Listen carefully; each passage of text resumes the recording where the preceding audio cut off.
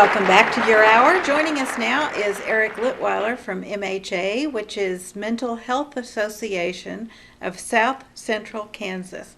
I feel like I lisp when I say that.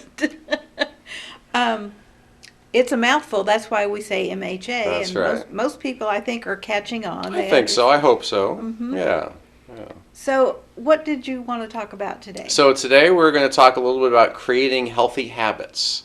It's kind of a follow-up, I guess, to the resolution thing that we talked about last week. But hopefully now people have had 5 days Yeah. to start their resolutions. I wonder how many of them or are to actually doing already it. abandon them.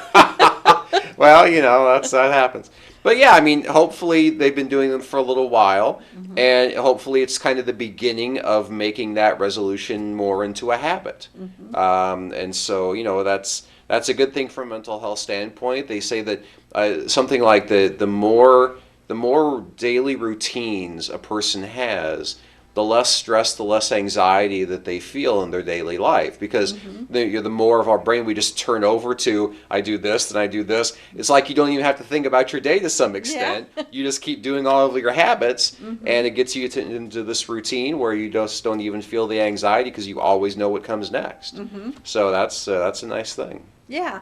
Well, and developing healthy habits is something that we should all strive for. Sure. Unfortunately, a lot of times we let a lot of those things slide. Well, it takes a while. I Yeah. mean, I had heard years ago that you have to do something for 21 times.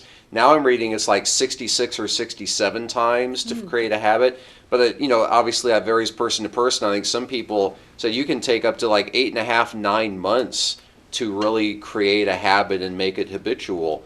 And so, if even if you do 67 times something and you're still not in the habit necessarily, don't give up. Don't Yeah. beat yourself up. Just You're give it some just a time. slow learner. Well, it just takes you a little bit longer. We'll just put it that way. Yeah. Well, I've heard that too. That Yeah. I've heard 21 days is Yeah. what it takes repetition for something to become a habit, and to me it feels like it's too overwhelming to try to take on a lot of Yeah. different things at one time. Yeah. So I think if you pick one thing, Yeah. prioritize, pick one thing that you want to improve in your life, and start practicing that habit. Yeah.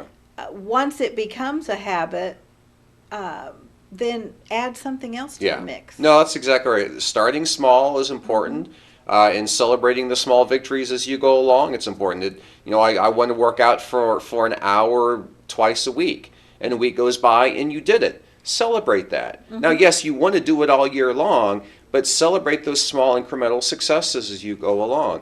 And you're right. Another key kind of in the same vein as the starting small idea is think about the habits you've already got. Yeah. In a day to day, I mean, I've got a lot of them. I know it's like every morning in the shower, the soap travels the same route. Or so does the towel when I'm drying off. Even something as small and insignificant as that, I find that I've created a habit out of.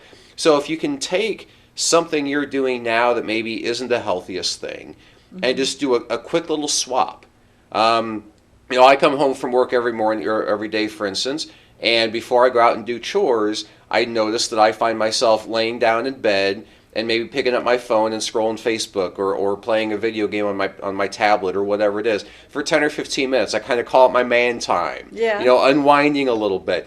But if I took that same 15-minute stretch, and instead of laying in bed and scrolling Facebook, if I used it to pick up a book and read for 15 minutes instead, that would probably be a more healthy habit for me to have. Get a little brain stimulation going. So swapping out 15 minutes of this for 15 minutes of that is a very simple and insignificant fix, but it can really affect it. And once you form the habit of doing that, that can make a really big difference to you. But you really need to update your Facebook status. So, Well- why not take that time for that?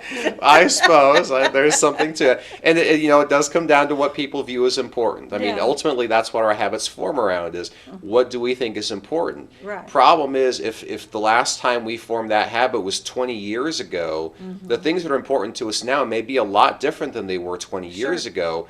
but we formed the habit of doing this probably unhealthy thing. Yeah. So That's the way we've always done it. it is, yeah. And so think about, is that unhealthy thing, is that still important, or do we honestly want to make a healthy change? And if we do, then take 66 days or Yeah. 8.5 months or whatever it is to form that new habit and swap out this behavior with that behavior and get yourself on a better track.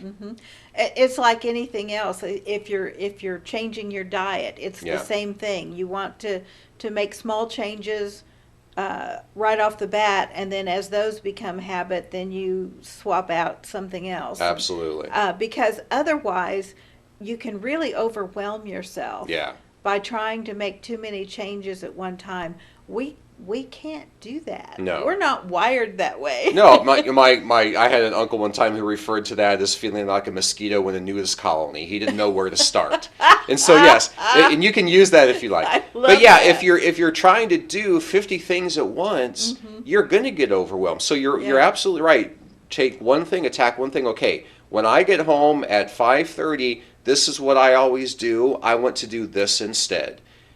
Do that. Yeah. Don't try to do 20 of those things. Right. Try to do one of those things. Make that one thing a habit. You can pick the most ambitious goal or pick something small to reward yourself in the short term, whatever works best for you. But yeah, take one thing at a time. That's how we all improve, one day at a time. Right.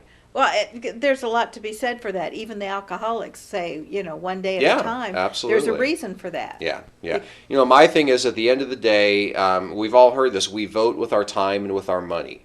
You can say 80 things are important to me, but at the end of the day, where do you spend your time and how do you spend your money? That's really what demonstrates what's important to us. So Yeah, we that's can true. say, I want to eat better or I want to stop smoking or whatever it is, but how are we spending our time? If we're still using our time to smoke a cigarette, Yeah. then apparently whatever the other thing was really wasn't that important. No matter how Right. much lip service you pay it, it apparently wasn't that important because you're still spending your time in a bad habit. So vote with your time and money. Demonstrate with your time and money what really truly is important to you. That's going to be what you're aiming for. Yeah. Well, that makes a lot of sense. Yeah. And really, that's the bottom line, Yeah. isn't it? That tells you everything. It really does. It really does. Yeah. Very true.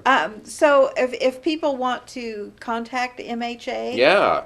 Give us a call. Our counseling centers at Harry and Webb, 685-1821 is the main number for MHA. And another great habit to do, get in the habit of an annual mental health checkup, the checkup from the neck up.